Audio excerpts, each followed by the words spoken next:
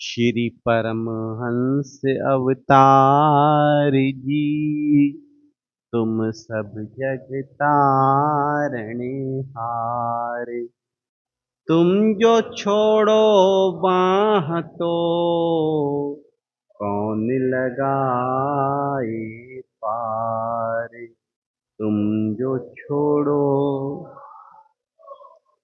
कौन लगाए पार। रूह कल्याण की खातिर ही तुमने लिया अवतार। तब चरणन मम वंदना स्वीकार करो।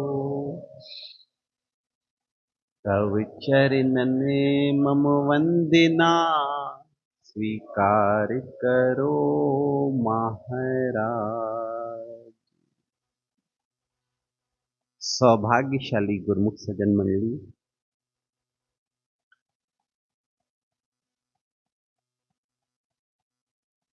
हमारे जीवन में सबसे जरूरी चीज है उत्साह की। उत्साह हमेशा होना चाहिए। अगर उत्साह नहीं होगा तो हम कोई भी काम ठीक से नहीं कर सकते। अच्छा, एक होती है उत्साह और एक होता है निराशा। निराशा कैसे आती है मन में और उत्साह कैसे कम होता है?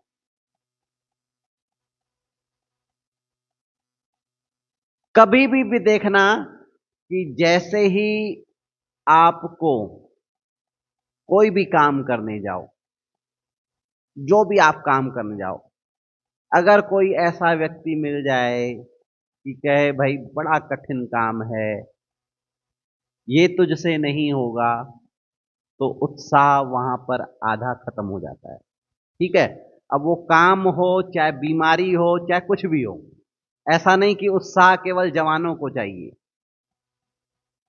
समझना बात, उत्साह सबको चाहिए, चाहे वो बुजुर्ग हो, जवान हो, चाहे बच्चा हो। अगर मान लो आपको कुछ भी हो गया है ना, कुछ भी, अगर आप ट्रीटमेंट करवाते हो, 1 महीना सिर्फ वो ठीक ना हो, सिर्फ 1 महीना, कोई भी चीज आपकी, और आप डॉक्टर के पास जाओगे, फिर उधर जाओगे, फिर किसी और को बताओ, तो अगर कोई ऐसा व्यक्ति मिल गया कि भई आप ठीक नहीं होने वाला, और सही जानकार ना हो, तो जो जानकार भी सही नहीं होते, डॉक्टर भी आजकल के जानकार सही नहीं होते, सिर्फ पढ़ाई कर लेते हैं। सिर्फ क्या कर लेते हैं? पढ़ाई। डॉक्टर वो है जिसको अनुभव हो, है ना। डॉक्टर वो है जिसको अनुभव हो, उ- उसकी उसका इलाज फटाफट काम करता है। जैसे एक भगत आया, वो कहने लगा, महात्मा जी, जिसका अनुभव, डायग्नोस्टिक बोलते हैं, जिसका सही है, वो डॉक्टर की दवा तुरंत लगती है ना। अब जैसे आपको खांसी है, खांसी तरह तरह की होती है, सूखी, गीली, ये वो। अब डॉक्टर को अनुभव नहीं है, वो दवा लिख करके दे देगा, गए, न नब्ज चेक करने आती है, न उसको, न क्या, दे दिया। अब वो खांसी 1-1 महीना चल रही है, क्योंकि डायग्नोस्टिक उसका ठीक नहीं है उसे। एक होता है डायग्नोस्टिक, होता है मशीन से करना, ठीक है ना। एक मशीन से होती है डायग्नोस्टिक, और एक एक होती है डायग्नोस्टिक जो अनुभव से। तो ऐसे ही कितने लोग मिलते हैं, किसी को दर्द हो जाए तो उसका, किसी डॉक्टर के पास जाओ, दवाई लिख करके देगा दर्द की। अब उसको पता ही नहीं है कि क्यों दर्द हो रहा है। फिर उससे ठीक नहीं हुए, आप 1 महीना लिया, फिर चले जाओ फिजियोथेरेपी के पास, फिर 1 महीने तक के रगड़ रगड़ के करवाते रहे, फिर भी ठीक नहीं हुए। फिर क्या होगा? होता है ऐसा, कई बार मैंने देखा है, कितने ही लोग आते हैं पूछने। तो होता क्या है, नब्ज देखने वाले को समझ में आता है कि क्या चीज आप में कम है, क्या बढ़ी हुई है। तो नब्ज नब्ज में क्या दे, अगर वात बड़ा है, वात से क्या होती है, बढ़ जाने से गैस अटक जाती है, फिर वो गैस्ट्रिक की गोलियां वोलियां कुछ काम नहीं करती है ना, दर्द की गोलियां भी काम नहीं करती। है कितना सरल डायग्नोस्टिक, अगर जिसको अनुभव हो तो। कुछ नहीं, उसका कोई गोली इलाज नहीं है, बात ठीक कर लो ठीक हो जाती है बातें। तो मैं क्या कह रहा था, उत्साह। उत्साह जहां नहीं होता, जिसके पास उत्साह चाहिए, तो सही चीज से मेल करो। जैसे आपको किसी भी सत्संग में क्यों जुड़ते हैं हम, सत्संग में हर चीज का जवाब हमें सही मिलता है और उत्साह बढ़ता है, उत्साह बढ़ता है। अब यही अगर हम गलत जगह जुड़ते हैं तो उत्साह डाउन हो जाता है। तो जितनी नकारात्मक चीजें सुनोगे कोई भी काम करने से पहले, तो मैंने क्या कहा, जवान हो, बच्चा हो, बूढ़ा हो, सबको उत्साह चाहिए। काम हर किसी का पड़ता है, चाहे वो बीमारी में हो चाहे काम में हो, सब में उत्साह चाहिए। तो उत्साह बहुत जरूरी है। उत्साह मिलता है सत्संग से। सत्संग यानी सत्संगी व्यक्ति से, जिसके विचार अच्छे हैं, अच्छी चीज उसने सोच रखी है, अच्छी चीज भरी है, वो आपको सही रास्ता दिखा सकता है। तो उत्साह जीवन में बहुत जरूरी है, बहुत। उत्साह नहीं होगा तो कुछ नहीं कर पाओगे आप, पढ़ लिख करके भी फेल हो जाओगे, उत्साह नहीं होगा तो। पढ़ लिख करके भी फेल। तो उत्साह जीवन में, जैसे भगवान श्री कृष्ण, देखो अर्जुन जो था कितना धनुर्धारी था, है ना, समझो उसने अभी के समय में टॉप किया हुआ था, लेकिन जब निरुत्साहित हो गया तो उसके हाथ से धनुष भी गिर गया। ऐसी तो बात नहीं थी कि वो तीर चलाना नहीं जानता था, सब विद्याएं जानता था, लेकिन उत्साह डाउन हो गया। तब भगवान ने उसे उत्साह कैसे दिया, यही सत्संग, यही ज्ञान, है ना। उत्साह बढ़ गया, युद्ध के लिए तैयार हो गया। तो जीवन में उत्साह। एक बार क्या हुआ कि जानवरों में कंपटीशन हो गई कि भाई उस पहाड़ पर जो चढ़ेगा उसे, उसका हुक्म सब मानेंगे, ऐसे किसी का हुक्म नहीं चलेगा जंगल में। अब जितने जानवर थे सब कंपटीशन में कहने लगे पहाड़ी बड़ी ऊंची है, जो चढ़ने की कोशिश करता, जो शेर चीता ये सब नीचे फिसल करके आ जाते। अब जो जाता वो सब नीचे गिरते। एक भेड़ का बच्चा था, भेड़ का। अब वो कहने लगा मैं चढ़ूंगा, तो सब हंसने लगे, ये क्या चढ़ेगा। अब जब वो चढ़ने लगा तो चढ़ गया सही में।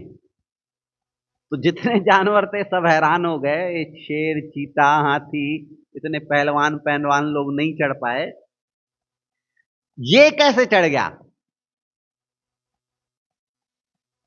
तो पता किया भाई तू कैसे चढ़ गया। वो कहने लगा मैं तो बहरा हूं, मेरे को किसी की बात नहीं सुनाई दे रही थी।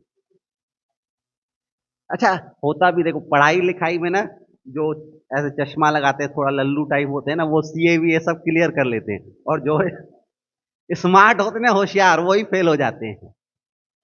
होता है ना ऐसा। वो क्या है ना, वो किसी से मिलते जुलते नहीं है, दोस्ती यारी नहीं रहती तो सुनते ही नहीं किसी की। होता है ना ऐसा। मैं सही में देखा, मेरे को अमरावती में गया था, तो किसी के घर गया, कहने लगा महात्मा जी ये मेरा बेटा सीए नहीं निकाल पाया, पर वो सामने जो है ना लल्लू है, किसी से न बात करने आती है न कुछ, वो सीए निकाल लिया।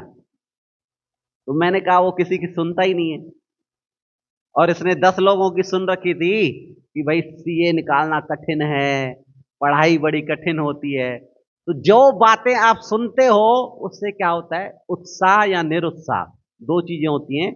अगर आप जैसे ही सुनते हो डाउन वाली बातें, पढ़ाई कठिन होती है, ये कठिन है वो कठिन है, उससे आपके अंदर निरुत्साह पैदा होता है। पहले ही आधे आप हार जाते हो, पहले ही आधे आप हार जाते हो। हराने की जरूरत ही नहीं है किसी को। किसी को भी हराना हो तो ये पॉइंट याद रखना, उसको डाउन कर दो बातों से, अपने आप हार जाएगा आधा।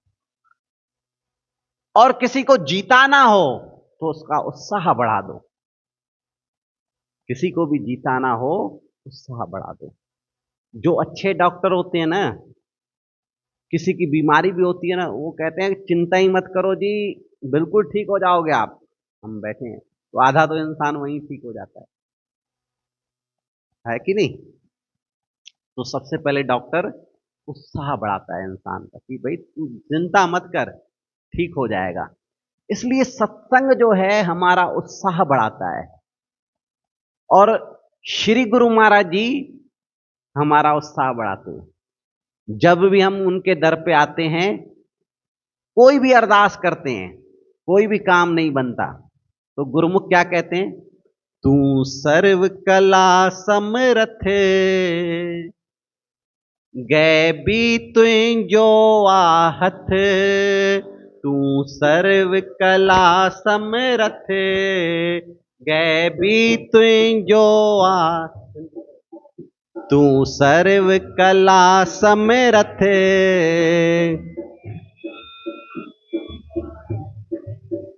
पो आवा बिना गुरुदेव, पो आवा बिना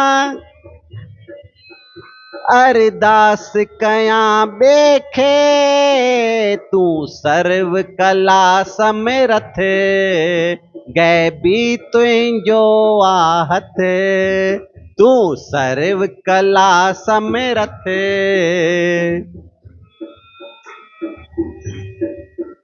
ही कुदरत तुझी आ, तू कुदरत जो मालिक, हिया कुदरत तुझी आ, तू कुदरत, तू पो कम कारण जे लाए, पो कम कारण जे अरदास कया बेखे, अरदास कया बेखे, तू सर्व कला समरथ, गए भी तुम जो आहत, तू सर्व कला समरथ, गए। देखिए कितने सुंदर भजन है। कहते हैं तू कुदरत, ये कुदरत है तेरी, तू कुदरत का मालिक।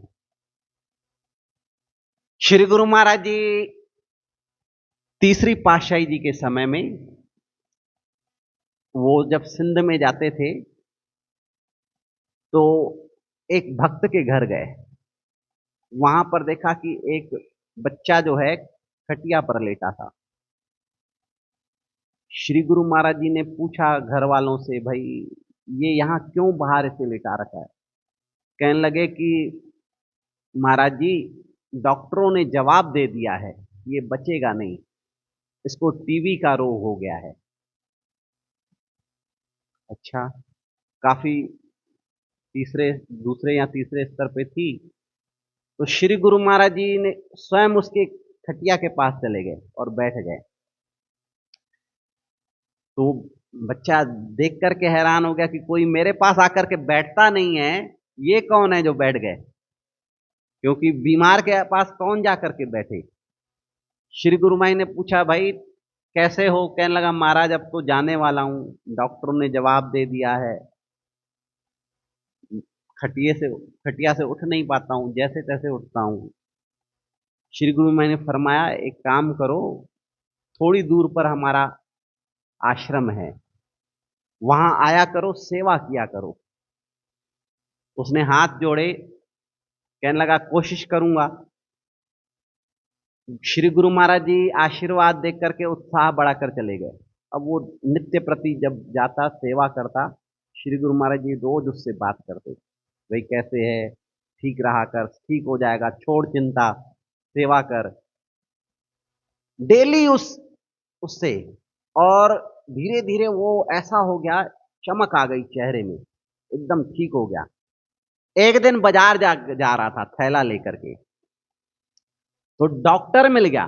वो कहने लगा, भाई तुम्हारा भाई कैसा है? तुम्हारा भाई कैसा है? वो तो डॉक्टर कहने लगा, तो उसने कहा भाई मेरा भाई कौन सा? कहने लगे वही जो तुम्हारा भाई बीमार पड़ा था, है भी कि चला गया? कहने लगा डॉक्टर साहब वो मैं हूं। डॉक्टर देख करके हैरान, भाई तू कैसे हो सकता है? तू तो, सबने तो जवाब दे दिया था कोई इलाज ही नहीं है, तू कैसे ठीक हो सकता है? वो कहने लगा जहां डॉक्टरों की बात नहीं चलती, दवा नहीं चलती, वहां महापुरुषों की दुआ चलती है।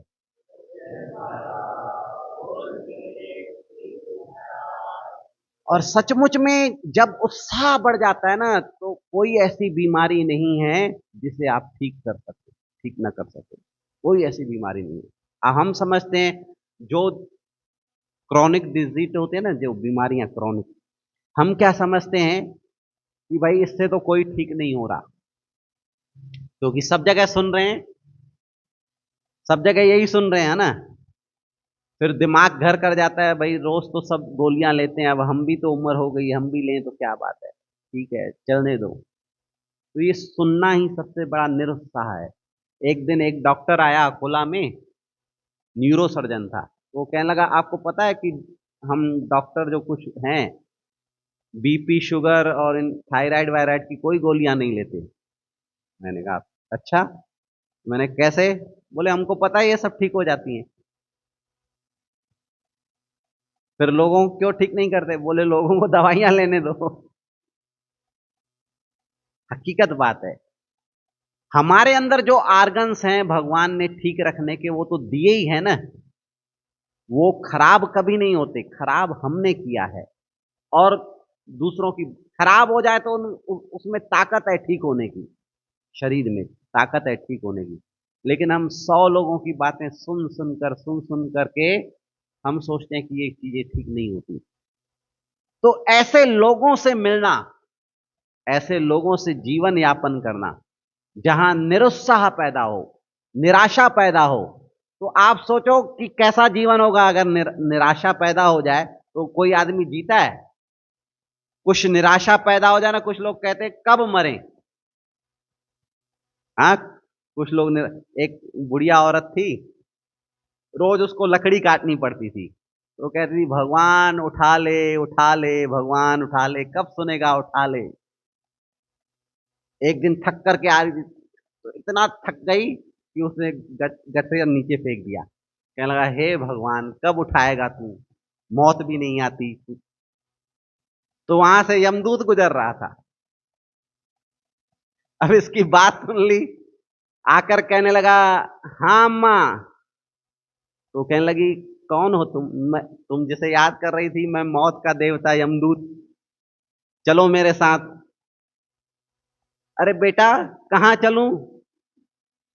अरे अम्मा अभी तो कह रही थी कि उठा ले मौत भी नहीं आती, मैं तो आ गया हूं। अरे बेटा मैं कह रही थी ये गठरी जो लकड़ी का गट्ठा है, वो उठा के मेरे सिर पे रखा दे। तुम गलत समझ गए। तो जीवन अच्छा हो ना, उत्साहित जीवन हो, तो जीने की इच्छा होती है। अगर इंसान बीमार हो ना, वो अगर उससे कहे कि भैया आज एक भगत बता रहा था कि एक घर में कोई काम नहीं करता था, पर सारा दिन घूमता फिरता, उसकी भक्तानी कहती कब मरेगा तू, कब मरेगा, रोज कहती जिंदगी नहीं छोड़ रहा, कब मरेगा। वो खुद चली गई। होता ही ऐसे है, आप कहोगे कि मौत आ जाए, मौत देखिए ऐसे मांगने से कभी नहीं आती। आप मौत क्यों मांग रहे हो? बीमारी की वजह से।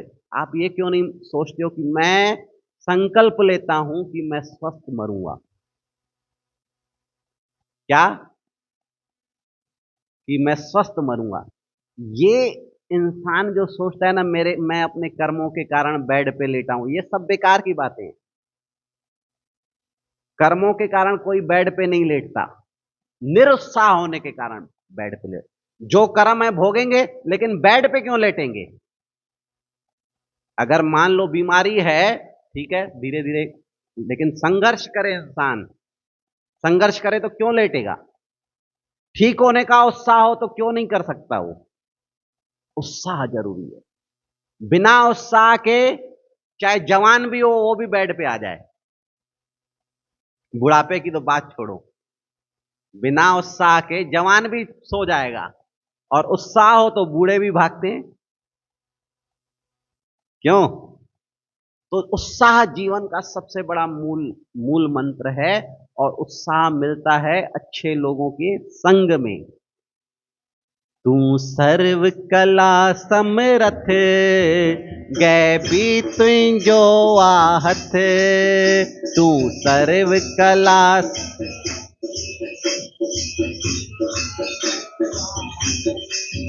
तू मुझे दिल जो चोर, तू मुझे सिर जो मोर। तू मुझे दिल जो, तू मुझे सिर जो मोर। मुखे तुझो इया जोर, मुखे तुझो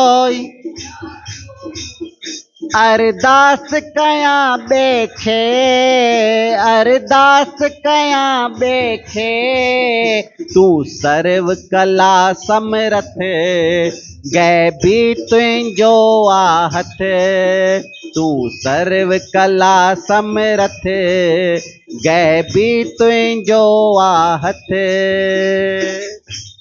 मुखे तुझो इया जोर, मतलब मुझे तेरा ही भरोसा है। देखो, जगह जगह भटकोगे ना, कुछ नहीं होना।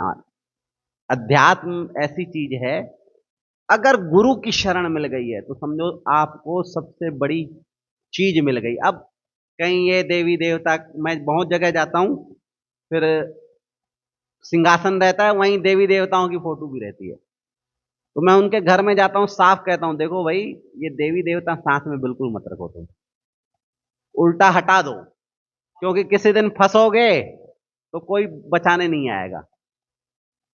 वो एक बार ऐसे सुनते हैं ना कि एक बार वो गणपति विसर्जन में जा रहे थे लोग, तो बीच में गए, गणपति को विसर्जित करके आए। अब ढोल बजा करके नाचते हुए आ रहे थे वो नाव में, तो नाव में नाचते आ रहे थे, तो अचानक से तूफान आया। अचानक से वो डूबने लगी नाव, नाव डूबने लगी।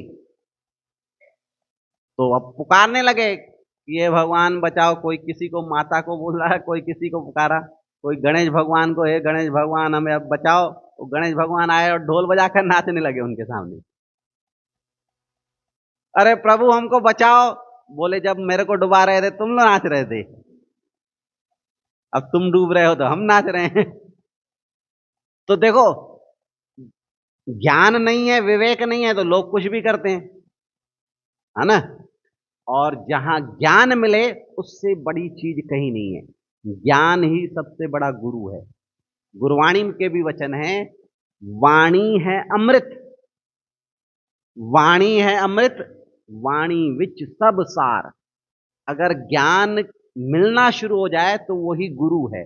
गुरु आपके अंदर प्रवेश कर जाए तो वो सबसे बड़ा भरोसा होता है। ज्ञानी, ज्ञान जो है ना, वो सब चीजों को ठीक कर सकता है, उत्साह भी बढ़ा सकता है, सब कुछ कर सकता है। इसलिए जो गुरुदेव ज्ञान दे, ऐसे गुरु पर बलि बलि जाइए। सतगुरु ज्ञान देते हैं और हमारे जीवन के सारे अंधकार दूर कर देते हैं, चाहे निराशा हो, चाहे कोई कोई भी चीज हो ना, सब ठीक कर देते हैं। और हकीकत है, सत्संग में ही आकर के हम हर दुखों से बच सकते हैं, हर दुखों से। कभी भी इंसान दुखी होता है ना, तब सत्संग में आता है। बहुत बार मैंने देखा है बहुत लोगों को, भाई अब कैसे आए हो, तो कहता है परेशानी चल रही है, अब कहीं से ठीक नहीं हो रहे। तब तब ज्ञान कैसे असर करेगा? भाई ज्ञान पहले सुना हो तो असर करता है, और असर करता है तो इंसान निराश नहीं होता। तो निराश कभी भी मत होना किसी भी जीवन में, चाहे दुख आ जाए, चाहे बीमारी आए, चाहे कुछ भी आए, निराश। संकल्प लेना कि नहीं, मैं ठीक होकर के ही जाऊंगा, ठीक होकर के रहूंगा, कोशिश करूंगा ठीक होने की पूरी पूरी। तो इसलिए हम श्री गुरु महाराज जी के सेवक हैं,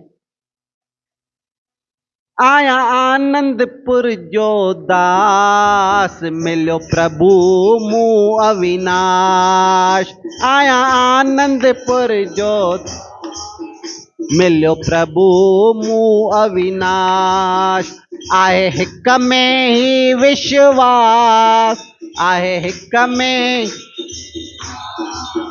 अरदास कया बेखे, अरदास कया। तू सर्व कला समरथ, गैबी तुझो आहत। तू सर्व कला समरथ, गैबी तुझो आहत। तू सर्व कला समरथ, गैबी तुझो आहत। बोलो जयकारा बोल मेरे श्री गुरु महाराज।